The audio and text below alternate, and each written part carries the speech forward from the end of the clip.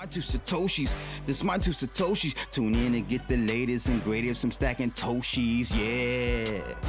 That's where you need to get the real Bitcoin. Hey, it's your boy Crypto Blood. Welcome to another episode of My Two Satoshis. It is Monday, top of the week. Hope everyone's doing well. Got to give a shout out to my man Verde in the Discord room, the Discord server. I actually have to update the links to the Discord room on all of my social medias because that link is actually disabled. So I'll get a new one up there so you can join in on the conversation, Red Pill Room. But Verde wanted to hear Soulja Boy Bitcoin. It's interesting because Soulja Boy actually did this song, I want to say 2 or 3 years ago. Actually 4 years ago, almost 3 years ago. It says 2018, and he said, I'm buying Bitcoin at 6,000. Wow. Nowhere near 6,000 now, right? I don't think we'll ever see $6,000 Bitcoin again. 20,000, yes, I do think we'll see $20,000, $19,000 Bitcoin again, but not $6,000. Let me know in the comments below, will we see a $6,000 Bitcoin ever again in our lifetime? But in today's episode, we are looking at what Robinhood is doing. I know it's not really crypto related, but it kind of is. There's a lot of the frenzy that we're seeing in the crypto markets, a lot of the altcoins, it's the same mechanism, same reason, and it's all about the Federal Reserve. I talked about this on last night's live stream. Check it out if you missed episode 55 of Off the Chain. But they've raised another $2.4 billion to support their trading surge with GameStop. You know, my whole thing is, this is the issue with short selling. There's inherently infinite risk. A stock can go up to an infinite amount of dollars, right? Hypothetically, if this short squeeze doesn't stop anytime soon, you know, what are they just going to continue to raise more capital? I'm just not understanding what is going on over there. This could really spiral out of control, in my opinion. But we're going to take a quick peek at that out of Decrypt Media. And speaking of GameStop and the short squeeze that's going on, guess what? There is a new, it's not new actually, it's been around for a little bit, but since Wall Street Bets really caught the limelight, we also have what's called Satoshi Street Bets. And they are really behind a lot of, including Wall Street Bets with Dogecoin, but they're behind like the second wave pump in Dogecoin and also XRP.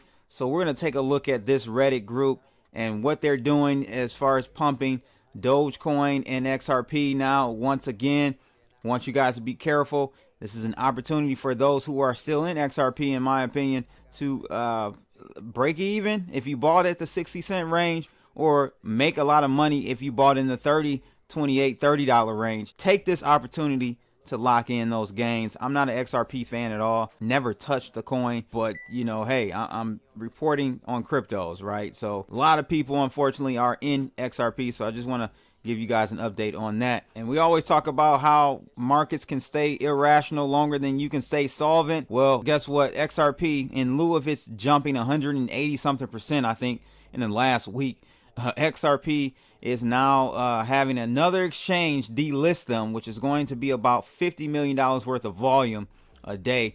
We'll take a look at that exchange here in a second. So stay tuned. All 3 articles coming up on today's episode of My Two Satoshis. Let's get it. If you guys find these types of videos informative, make sure you like, share, and subscribe, and click that bell to receive more videos like this. And I just got to give a shout out and highlight Uniswap.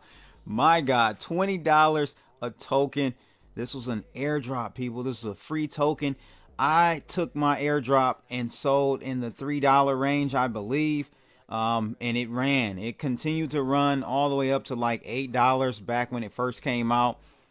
I didn't feel bad because it was free. It was an airdrop. So there's no, you didn't lose, right? If you sold it for $1, you still didn't lose. But look at where it's at now. I end up re-entering that position at $2.86. And look at that today, $26.36. Only $8 away from being a full 10x for me.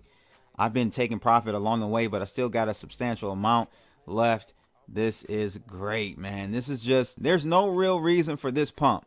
So again, take advantage of these pumps and sell into the rally.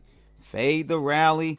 Don't be the ones hodling all the way back down to the point, or if you're buying into it on the rally, holding it all the way to the point where it drops and now you have to wait, like my man Trek said last night's stream, holding Dogecoin for another 2-3 years. We'll see. We'll see. You know, it's definitely a lot of easy money going around this time. Unlike 2008, the easy money is starting to trickle down to the masses, to the regular people. So they're starting to really just throw money all around, and that creates all types of bubbles. Bitcoin will be another bubble as well. It's nowhere near it now, but you're seeing a lot of these altcoins, I think, are still in the early phases of a bubble. I don't even see, because the mania hasn't truly started. Like, it's starting to. You got a lot of the investment class starting to really get involved in crypto again. But once you start seeing the taxi driver, the doctor, gas station clerk, so on and so forth, people who are totally not into investing, you start hearing them, and which I'm hearing with Dogecoin. I've been hearing people ask me about Dogecoin who don't really mess with cryptos or investing at all. Those are the telltale signs for you to say, wait a minute, I need to start exiting, selling to them. It's almost a zero-sum game. So you gotta, someone wins, someone else has to lose. All right, just keep that in mind. But yeah, Uniswap is doing a crazy number on its market cap and its price. It's ranked at 13th now with a market cap of 5.8 billion. Insane. And so if we look at the heat map today, not showing too much activity. Bitcoin is up 0.45% to 33,000, just above 33,040 bucks. Ethereum strong today, up 1.6%, trading at 1335. A lot of other coins are kind of in the red. We got XRP down 12% today. Prime XBT is the broker we'll talk about who is delisting them. DOT down 8.9%. Getting some sell-offs here. Bitcoin Cash is holding strong. Uniswap is holding up strong. Sushi is going ham right now. And EOS is doing fairly okay. Back above the $3 handle though, so that's good news. Litecoin is up as well, 2.9%, trading at 132.15 cents. Let's knock out the stock market news. We've got Robinhood raising another $2.4 billion. Altogether, they've raised $3.4 billion in less than a week. That is right. Robinhood, the online brokerage service that's seen a surge in GameStop and AMC related activity over the past week, has raised that much money. So the money will collateralize the uptick in trading activity and help meet increased pressure from Robinhood's clearinghouses, which I think are going to go bust. Anyone remember Knight Capital or something like that? They were a clearinghouse that went bust maybe about 4 or 5 years ago. Of course, bailed out the government through another company. Can't remember who acquired them. The other company ended up getting some type of bailout from the government, or a loan that was so low in interest it was pretty much free money to buy, I think, Knight Holdings or Knight Capital. So it goes on to say the journal noted that the 3.4 billion is more than the company has raised total until now. That is insane. Robinhood saw unprecedented demand last week, of course, as the army of retail traders on Reddit's Wall Street Bets message board banded together to pump the price of the stock like GameStop, AMC, Nokia, and BlackBerry. What's funny here, though, is that they weren't the sole reason behind the short squeeze. Like, people, and I know that's the narrative they're painting, but that was not the case at all. There was a guy, I think from Swirly or some type of startup that's an online e-commerce company. He's a billionaire guy, made lots of money on that play. He went and started acquiring a decent amount of this GameStop stock on the long side. He then got enough shares to where he could appoint two of his co-founder, I think CTO or something like that, onto the board of GameStop.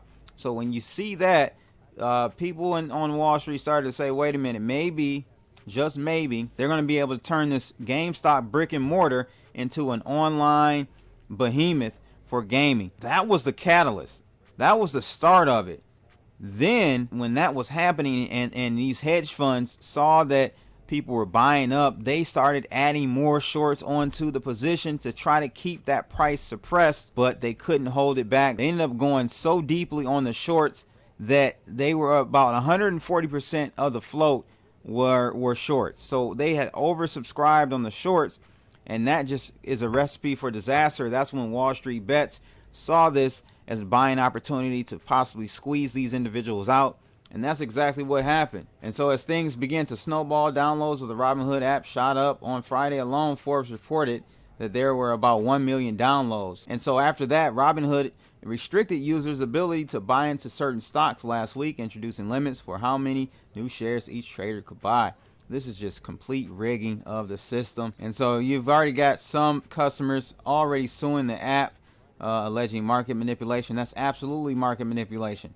You can't stop people from buying a stock. That is insane. That makes no sense. This game, if anyone didn't realize how rigged the stock market was, you should by now. This should be a clear indication to you how freaking rigged this game is. So that's where we are with things. I think they're going to continually need to raise more and more money because, again, people will find other ways to buy GameStop. All right, so maybe not through Robinhood. They'll find a way. And so speaking of these Reddit groups out there pumping and dumping different stocks and cryptos, we also have to keep in mind there's another one called Satoshi Street Bets that's doing the same thing, but primarily with cryptos. So this pump and dump group currently is coordinating a pump on Dogecoin and XRP.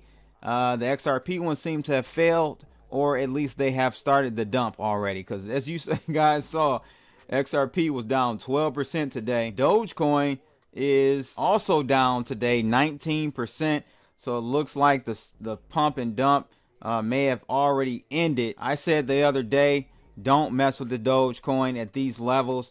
It is a dead cat bounce that we saw that happened on January 30th, 31st. That was a dead cat bounce, and I think we're going to head lower below the 2 cents area, and we should fall all the way back down to about 1 penny, which was like the last top, which happened back, as I see here, January 2021. So literally a month ago.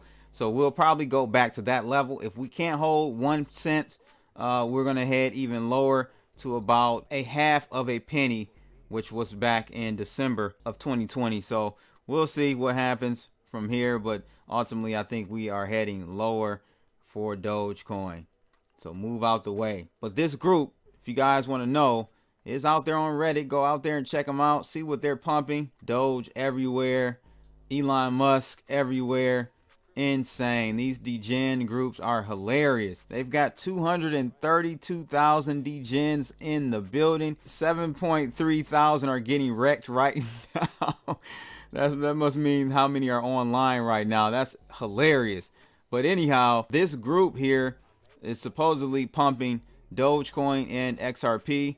We'll see if they can sustain. Right now, it doesn't look like it. It really doesn't look like it. This group reached 230,000 users from barely 10,000 a week ago. They've got 7,800 active users right now, getting wrecked, as they say, for months. Some cryptovians have been trying to emulate WSB, but without much success. However, following the GME retardedness, the sub has been flooded alongside of Ether Trader due to donuts, which 10x during the weekend. For Satoshi Street Bets, both XRP and Doge have jumped, with XRP rising from about 30 cents to 45 cents at some point, while Doge has reached $5 billion market cap.